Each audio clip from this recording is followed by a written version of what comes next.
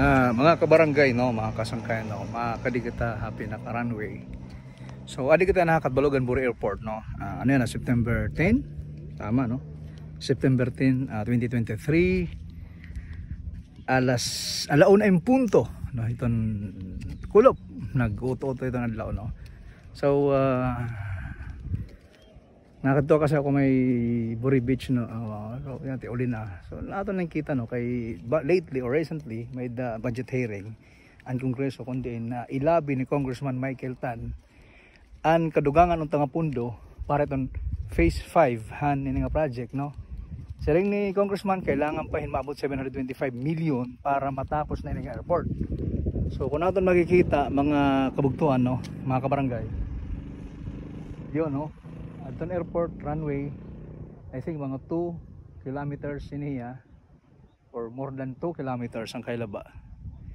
Yan, kung natin dilibuton ngadto ginbuldo sa dirabag wala mga 2 years ago na ada, pero siya na tuloy lagyapan itong pag-ayos, no.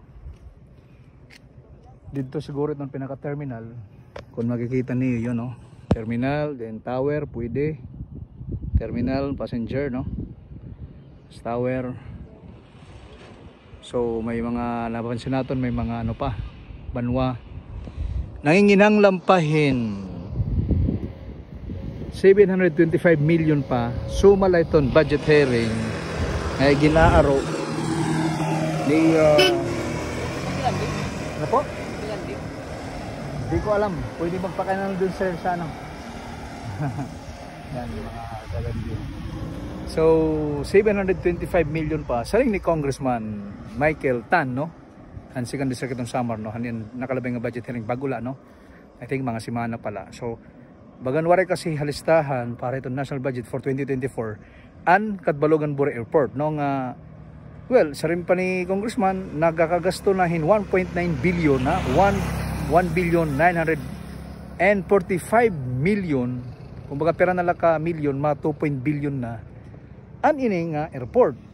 Mga 2 years or 3 years ago na iton ginhimo nga rehabilitation ngadto, pagpaluwag kasi ngadto, papalitan ng mga balay-didan iba, tapos ngadto didto yun asin ni ginayosin din ni, tapos ngadto. So matotal mga 1.9 billion na po nagagastos na atong gobyerno panahon ni Duterte, ni President Duterte, no.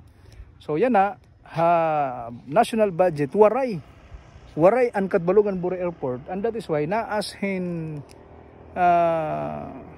panibag-o nga pakiusap ito na itong congressman niya may api itong 725 million para may tapos na talaga ito talaga. Kung diri nga yan no, may hingad ito pampera pa kay tuig tulo dua, so magkakaragla kita kaya siyempre madideteriorate man, no, itong airport, itong mga facility, airport facility. So another budget na liwa tama galat si congressman talaga, no. So kitaon ta kung may api 2024 budget and aton Buri Airport after adto nga naglabi ito natong congressman ni Michael Tan, Congressman Michael Tan.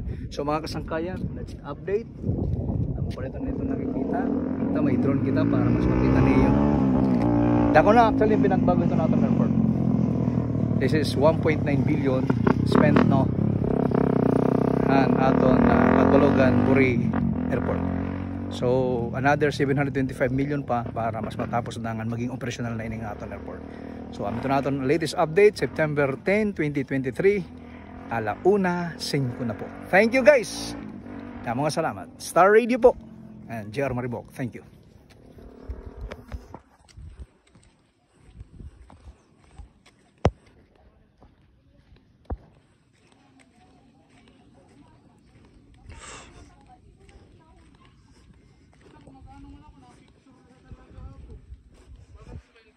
Oo nga, no, may mga equipments na ada.